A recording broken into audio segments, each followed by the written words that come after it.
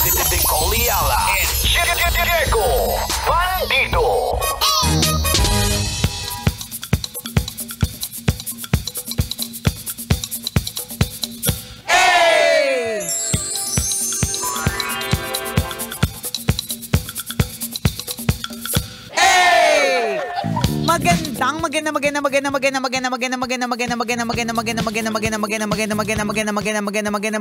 Magandang tanghali, kumikinang na ulo, Diego Bandido.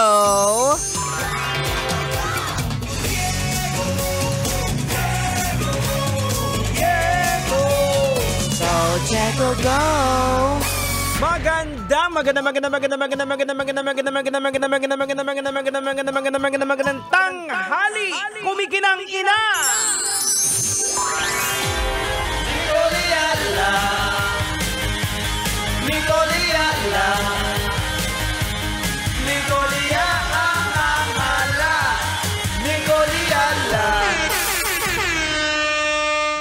Dear Nicole Yala and Diego Bandido, meron pong papalapit na long weekend. Nangungulit po ang aking family na sana lumabas naman kami dahil ang tagal na po namin hindi lumalabas. Kaya lang ang problema ko po, kulang sa budget. Yan. Saan po dapat pwedeng pumunta na mag-e-enjoy naman ang pamilya? Ay, Yan. nagbabadya ang long weekend. Oo, Kailan correct. ba ito? Next, I think it's the next weekend. 25, sa 25, di ba? Holiday? 25, oo. Tapos, alam ko Thursday, ano din 21. Oo. So, ganyan. Ayan. Eh di, una sa lahat kung walang budget, talagang hindi naman natin i-expect na kung ano man yung in-expect na pamilya mo na kind of labas. Pag kulang talaga sa budget, kailangan talaga nating tanggapin na masaklap na katotohanan na hindi po tayo anak ng duke. Ganon na. Alam nyo, ito yung mga mali namin ng mga kabataan kami. Pag may mga ganito, mangungutang kami kaagad. Ayan, totoo. Maghahanap na kaagad ng mga paraan at and the one of which is mangungutang para lamang makalabas, 'di ba? Bakit natin sinasabing mali? Kasi it is want, not it's tingnan mo, hindi namin alam kung ano yung difference ng needs at wants. Isa po siyang want at hindi siya need. Ibig sabihin, gusto lang siya, pero pwede namang mabuhay ka nang wala ito. Muna, hindi natin sinasabing hindi kailangan kasi kailangan din naman po talaga ang paglalakwatsa, kailangan pa rin naman natin ng paglabas, kailangan din naman natin mag-YOLO, mag-enjoy and all. So, technically, it's also a need. Pero, hindi naman siya always na need. Pero, ganyan. dahil medyo malayo pa, pwede pang dumiskarte. Ano pang isa pwede sa mga diskarte? Tumingin ka sa mga gamit mo sa bahay. Ayan, totoo. Wala na pakinabang, di ba? Correct. Benta. Akala mo lang walang pakinabang yan. Yes. Minsan na yung walang pakinabang sa'yo, meron palang pakinabang sa iba. Kaya di ba usong-uso sa atin, kaya nga pinasok nung mong negosyo yan, di ba yung surplus? Tama. Kasi uso po sa atin, maski junk shop, ukay-ukay, di ba? Patok na patok sa atin yan kasi what seems like hindi na o tapo na para sa atin, para sa iba, pwede pa nilang saluhin. Yun. So, yung mga paraan na pwedeng gawin yon. Ayan, baka may mga Shopee ka pa dyan o Lazada na hindi nabuksan gaya ni Nicole. Pwede mo bang ibenta yun? Pwede pa.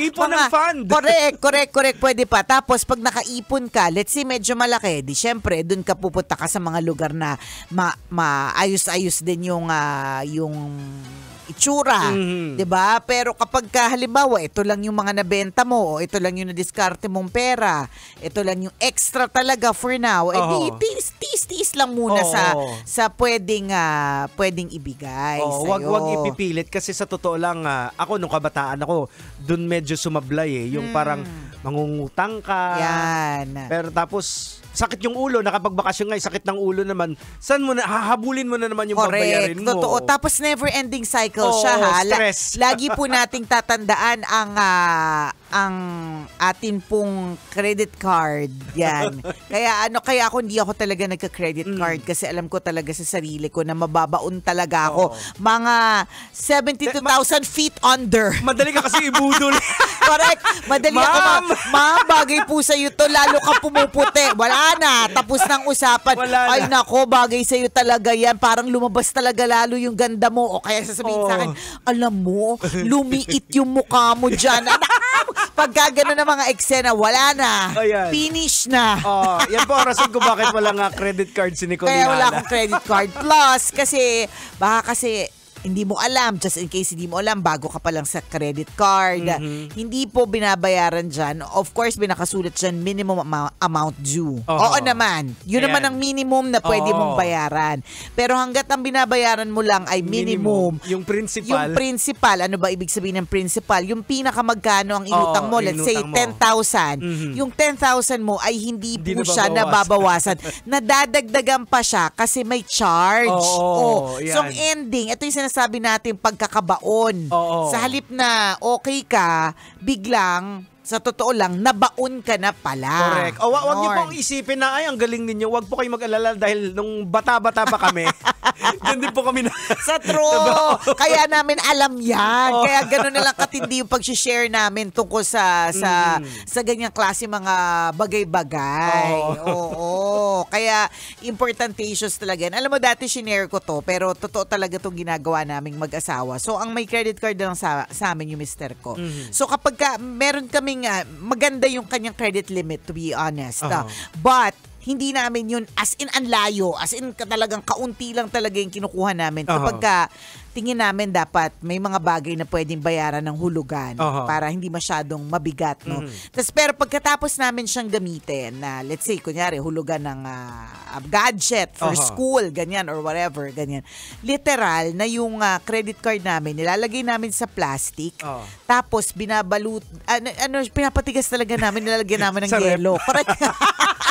Para hindi na magamit. Para hindi magamit. Kasi if it's there, if it's always there, ang dali lang talagang mag-swipe So ito, kailangan mo munang mantunaw. Ayan. Tunawin mo muna. Kailangan mo munang gumamit ng ice pick bago mo pa marating yung credit card na kapag isip-isip ka na. Diba? Na ano kaya ang pwede kong ibenta. Ayan, parang ano lang or din yan ano kaya yung pwede kong gawin para hindi ko na to gamitin. Ayan, diskarte ka ng iba. Parang ano lang din yan parang yung ATM versus yung tawag din yung papel mismo. Yung alin? Ano yan? Yung pag sa bangko pag nag-withdraw ka, hindi na alam. Withdrawal slip. Hindi, yung deposit. Yung parang card mismo, ano yan? Ay, di po kasi kami yung tagahawak ng pera namin. Di namin alam. Ano yung bank card? Alin? Debit card. Hindi. Alin ba? Kaya parang passport siya. Passbook. Yan. Oo, passbook. Ayaw naman sa utak. Oo, passbook. Friday na kasi. pag walang alam talaga. Passbook versus debit card na anytime. Anytime. Pag passbook, parang halimbawa kailangan mo, halimbawa, may mambubudol sa'yo. Yan. Wala kang ATM. Correct. Hindi ka time na pumunta pa sa bangko. Tama. Hindi ka basta-basta matetem. Yes. Kaya ngayon medyo mataas na yung temptation sa ganyan kasi bukod sa hindi na masyadong, I think, hindi na masyadong uso yung passbook. Diba, e-wallets na. E-wallets na kasi lahat. Diba na parang everything online. pwede transfer online. Pero there is beauty, kabisyo, dito sa mga makalumang paraan. Katulad niyang passbook na yan. Kami na nagka-problema dyan sa passbook na yan 'Di ba? Kasi may beauty dyan na kung halimbawa, for example ako, kung gusto ko talaga makaipon sa isang certain na bangko, let's say, sa passbook na yon, sa malayong passbook siya na walang ATM card, sa malayong bangko, malayong branch sa akin na hindi ko talaga madaling ma-access. Yan, ganyan. Kasi in order for us noon na makaipon. Kasi kung halimbawa, ang lapit lang, kahit na let's say walang ATM yan, kung ang lapit lang, pupuntahan mo. Kung effort pa ako, maiinitan ako sa labas, malayo, ayaw mo naman ni Nicole na mainitan. Oo, alam mo yan. ayoko masyadong mainit kasi lagi naman ako nag-iinit. Charot, diba? So, yung ganon, nakakaipon ka. Yun yung sinasabi kong there's beauty in it na kapag may ganyang yung makaluma pa na paraan, yung hindi laging instant. Actually, maganda rin po mga kabisyo yung hindi laging instant. Kasi kapag ang isang bagay ay laging instant, correct, nawawala na po yung pagtsatsaga. Oo. Ang dami po mga bagay na nawawala sa proseso. Oo. 'Di ba? Totoo 'yun, 'di ba? Sorry pag nagsasabi na nung araw, 'di ba? Pero sa totoo lang nung araw kailangan mo muna talagang pumunta sa palengke, magpakudkud or magpakayod ng coconut bago ka makakuha ng gata. So kung tinatamad ka or kung pwedeng hindi mo puntahan, hindi ka magkakaroon ng ginataang langka, hindi ka magkakaroon ng ginataang isda o kung ano man, 'di ba? Tsinatsaga talaga yung ganyang klase mga bagay. Pero ang tinuturo sa iyo nun, patience. Correct. Tinuturo sa iyo nun haba ng pasensya dahil nga hindi instant. Yun naman din yung may beauty din po talaga sa mga bagay na hindi instant. Correct. Ganon. Kaloka ang mga eksena. So mabalik tayo dito sa kabisya natin na nag-PM. Kung hindi pa talaga carry, huwag mo muna talagang ipilit. Kasi instead na relax, 'di ba? Chill kayo. Baka ma-stress pa. Baka ma-stress. At alam mo ang kagandahan kasi sa mundo na meron tayo ngayon, madami na pong mga ways of entertainment. Dati po kasi iilan lang ang channel. 'Di ba? Yung ngayon mas madami na. Kahit nasa bahay ka lang, na mas tipid. Pwede. Kasi kapag lumabas ka talaga, sa totoo, sobrang daming kaakibat na gastos niyan. Promise. Hindi, halimbawa, marami-rami kayo, kagaya sa atin, pag lumalabas tayong pamilya, hindi lang na kami po tatlo di ba? Correct. So, imagine yung pag-upo mo pa lang dyan sa restaurant na yan, kahit sabihin mo, pinakamura. Oo. May presyo talaga. May presyo talaga yan. Ganun po yun. So, kailangan mo lang ipaintindi na sa ngayon, kung wala pa talagang budget, di wag mo na muna nating ipilit. Ayan. Ganyan. Sa amin, pag-iipunan na lang. Isa sa mga diskarte namin, halimbawa, gusto namin medyo makalakad-lakad, punta ng Tagaytay. Ayan, pahangin-pahangin. Dahil magastos, alam namin, magluluto kami sa bahay. Pwede. Bibit-bitin namin. Pwede din. Hanap ka lang doon ng cottage. Spot. Tapos doon upo. Minsan minsan may mga cottages na libre. Meron namang it comes with the fee na mura. Yan. Diba? O di naman kaya gawain po namin ito. Paano gumigimik pa kami nung araw? Di syempre mas mahal po yung dyan, yung mga drinks, mas mahal yung pagkain. So tatandaan ko talaga to bago pa kami pumunta sa isang bar, kakain muna kami ng instant pancit canto na mga 4 tas mga 3 rice. Para pagdating dun sa bar, pika-pika na lang. Doon na lang tayo sa chips, doon na lang tayo sa mani. Sisig na magtatagal ng 3 oras. Tapos iinom-inom na din kami. Para pagdating dun sa lugar na pupuntahan, medyo may konti ka na. May diba? laman na yung tiyan. May laman na. Ako hindi. Sa amin. Naglalasing muna ako sa labas bago po. Yun din. Bukod sa pwede kang kumain muna, iinom ka na doon. Para pagdating mo, pagdating pa doon, party mode ka na.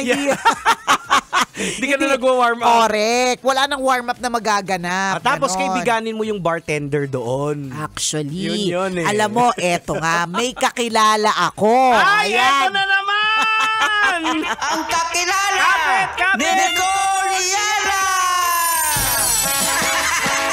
Sino kaya ito? Okay, yung kakilala ko, bartender siya. Okay. So hindi na natin sasabihin kung saan, pero noon, long ago. Pero kakilala mo talaga to.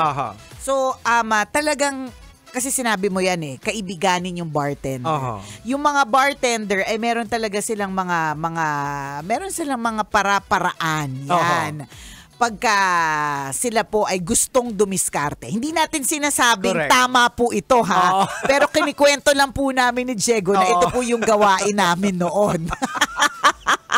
Kasi minsan merong mga yayamanin. Mhm. So, kwento lang naman ng kaibigan Oo. ko maaring niyayabangan niya lang ako, maaring nung sinaling niya nung kwento niya to sa akin, lasing na ako kasi kaibigang bartender nga siya. Ayan, ito po ay kwento So, ito lang. ay kwento lamang. So, merong sila minsan na mga yayamanin na mga kliyente na ang ginagawa nila pagdating pa lang, iniiwan na nila yung credit card nila. Aha. Parang open bill. Parang ganyan. Sinasabi, open bill na. At alam na nila yun. And itong mga yayamanin na ito talaga yung, yung they're very much willing to spend.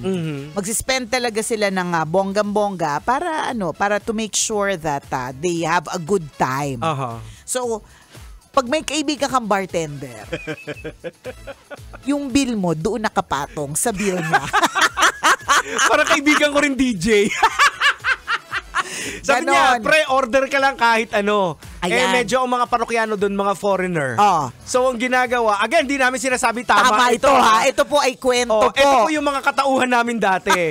Sabi niya, order ka lang dyan ng order.